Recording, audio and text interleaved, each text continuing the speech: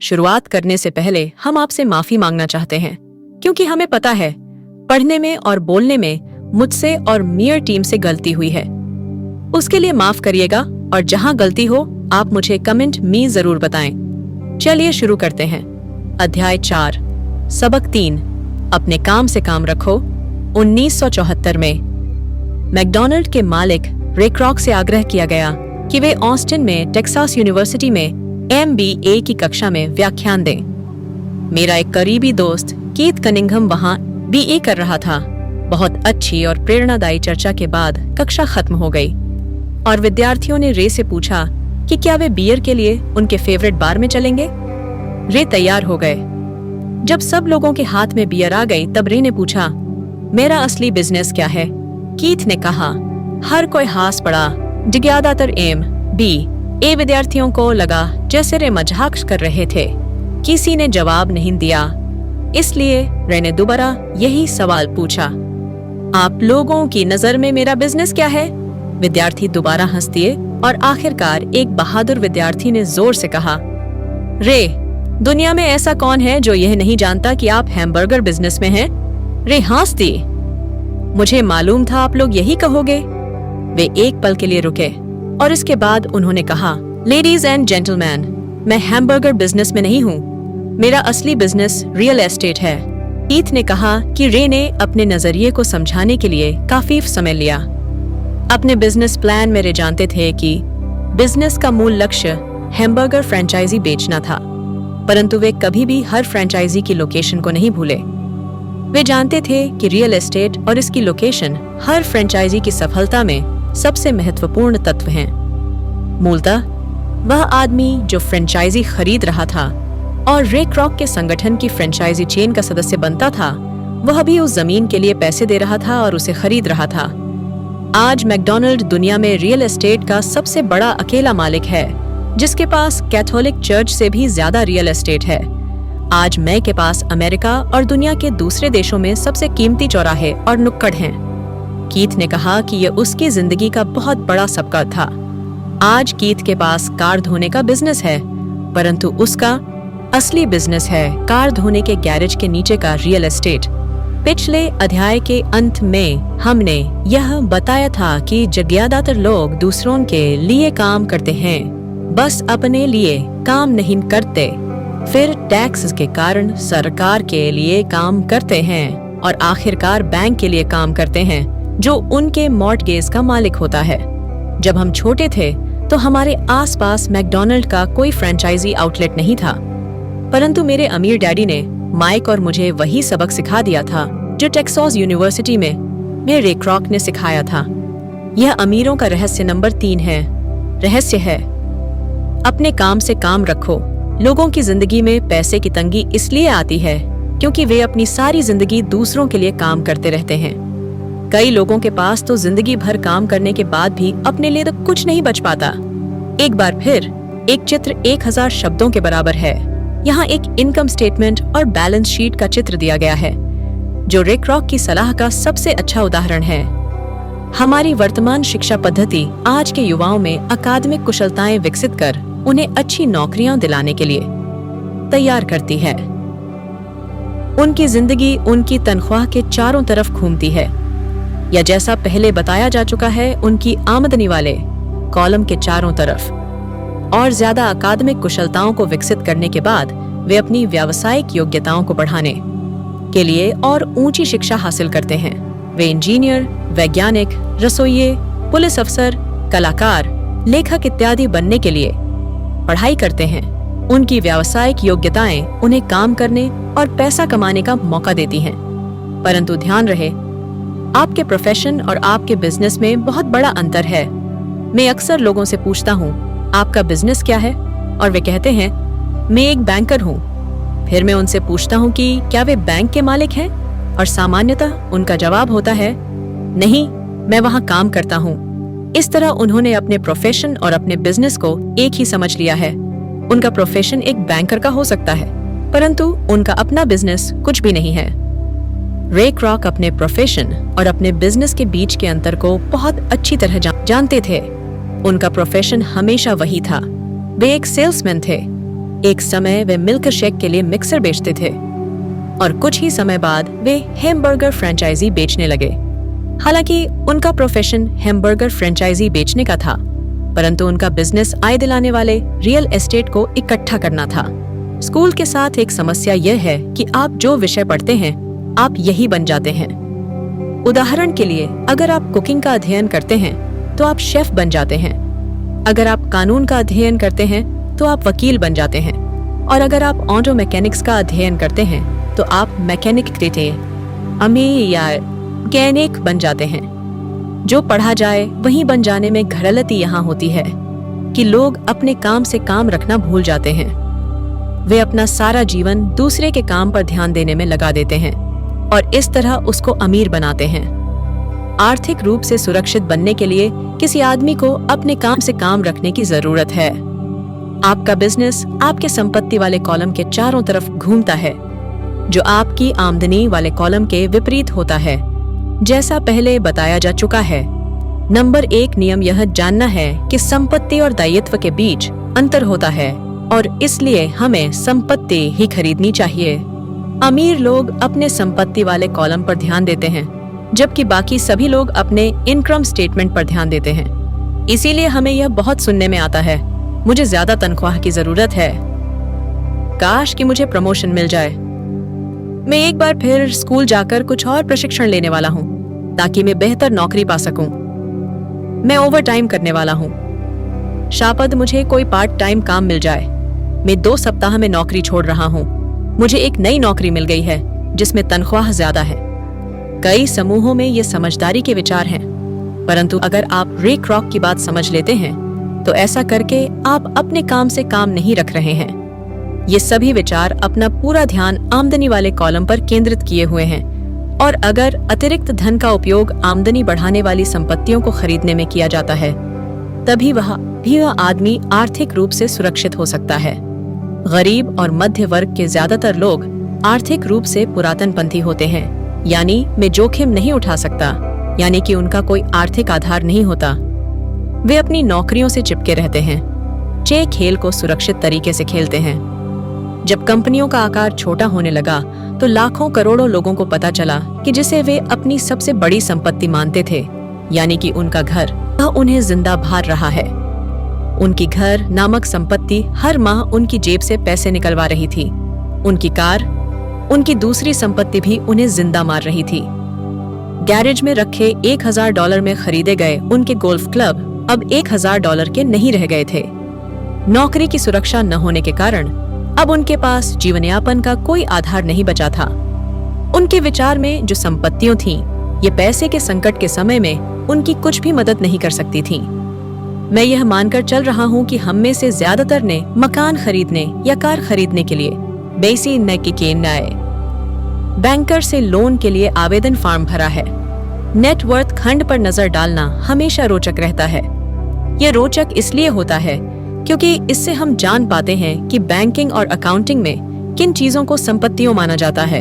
एक दिन कर्ज लेने के लिए मेरी माली हालत बहुत अच्छी नहीं लग रही थी, इसलिए मैंने अपने गोल्फ क्लब, मेरे आर्ट कलेक्शन, पुस्तकें, स्टीरियो टेलीविजन, अरमानी सूट्स, कलाई घड़ियों, जूते और दीगर चीजों को संपत्ति वाले कॉलम में दिखा दिया। मेरे लोन के आवेदन को अस्वीकार कर दिया गया क्योंकि मेरा बहुत ज्यादा निवेश रियल एस्टेट में था। लोन कमेटी को यह पसंद नहीं आया था कि मैं अपार्टमेंट हाउसेस से इतने ज्यादा पैसे कमा रहा था। वे यह जानना चाहते थे कि मेरे पास एक सामान्य नौकरी क्यों नहीं है जिसमें वेतन मिलता हो। उन्होंने मेरे अरमानी सूट्स, गोल्फ क्लब या आर्ट कलेक्शन के बारे में कोई सवाल नहीं। जिंदगी कई बार कठिन हो जाती है जब आप स्टैंडर्ड प्रोफाइल में फिट नहीं होते हैं।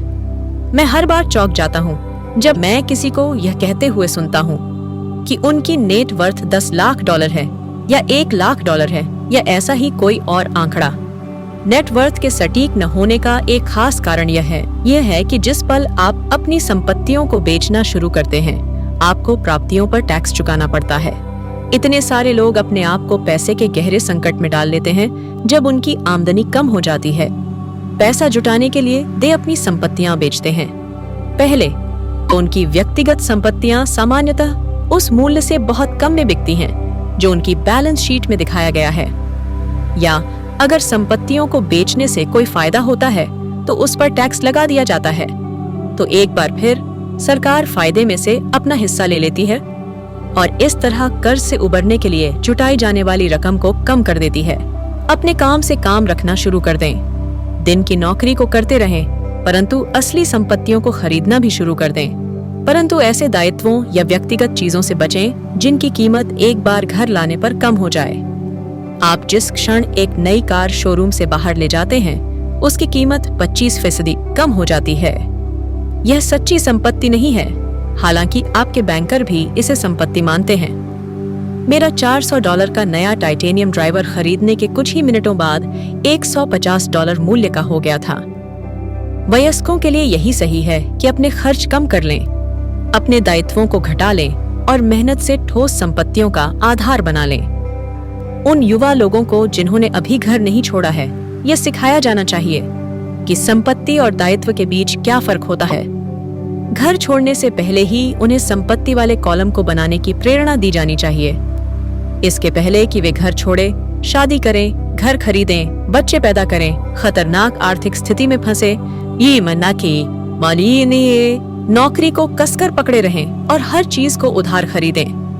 मैं बहुत सारे युवा दंपतियों को देखता हूँ जो शादी कर लेते हैं और अपने आप को एक ऐसे जाल में फंसा लेते हैं जिससे वे अपनी नौकरी के बहुत सालों तक खल से बाहर नहीं निकल पाएंगे। जब आखिरी बच्चा घर छोड़कर चला जाता है, तब ज्यादातर लोगों को यह एहसास होता है कि उन्होंने रिटायरमेंट की पर्याप्त तैयारी नहीं की है और वे थोड़ा पैसा अलग रखना शुरू कर देते हैं।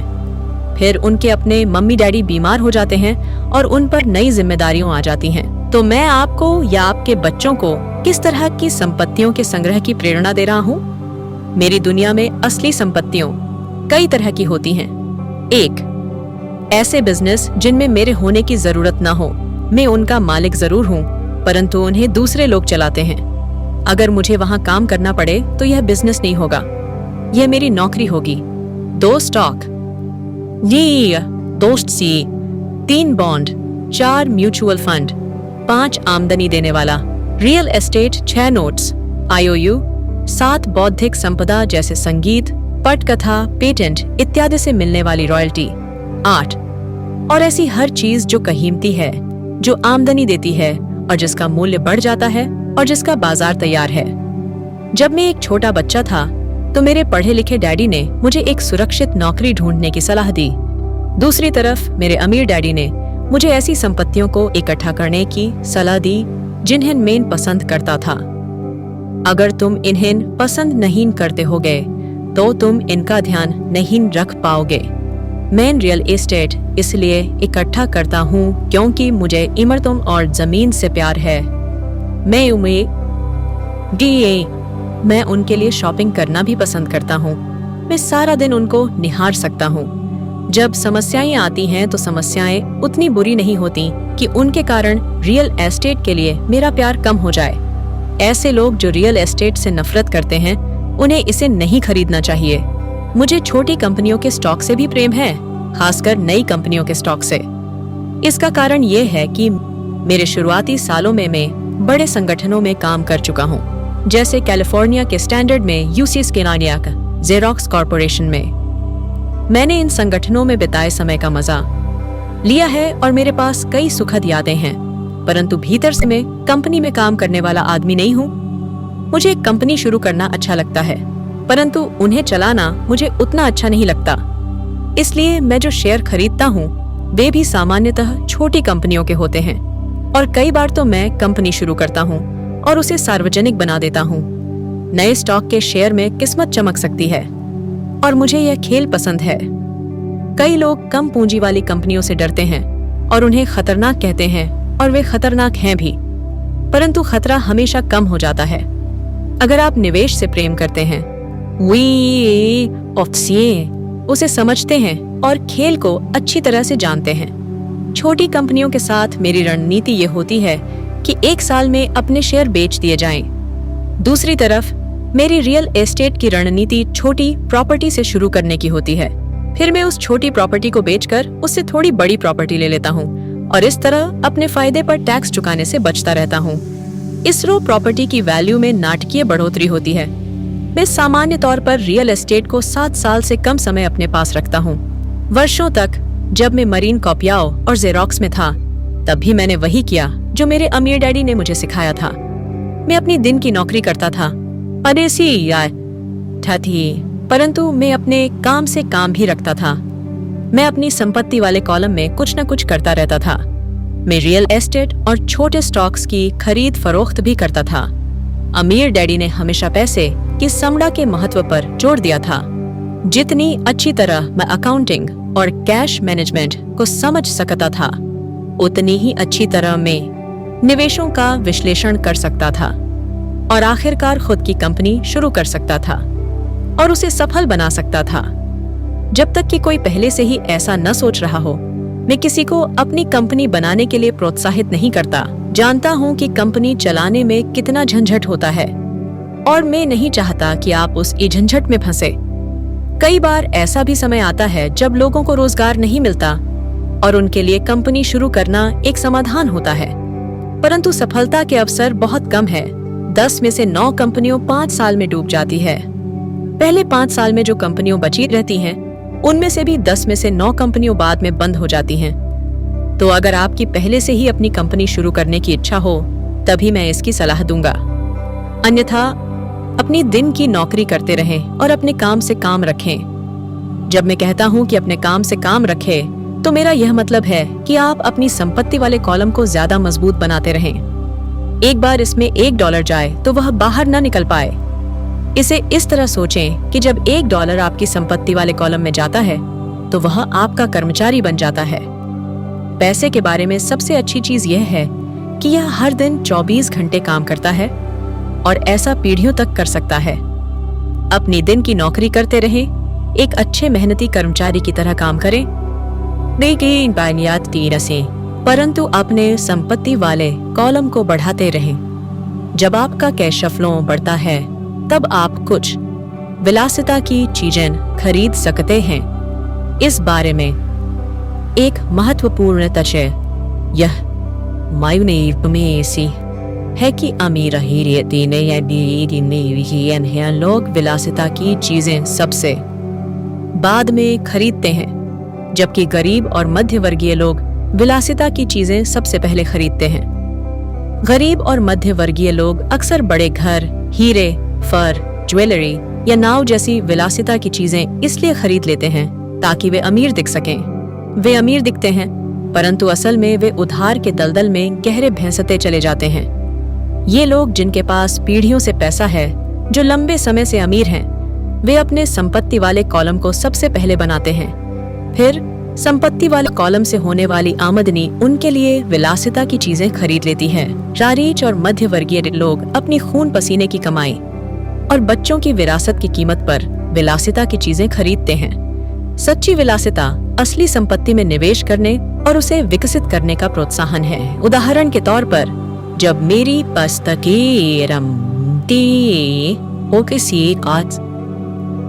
पत्नी और मेरे पास हमारे अपार्टमेंट हाउसेस से अतिरिक्त पैसा आने लगा, तो वह बाजार गई और अपने लिए मर्सिडीज खरीद लाई।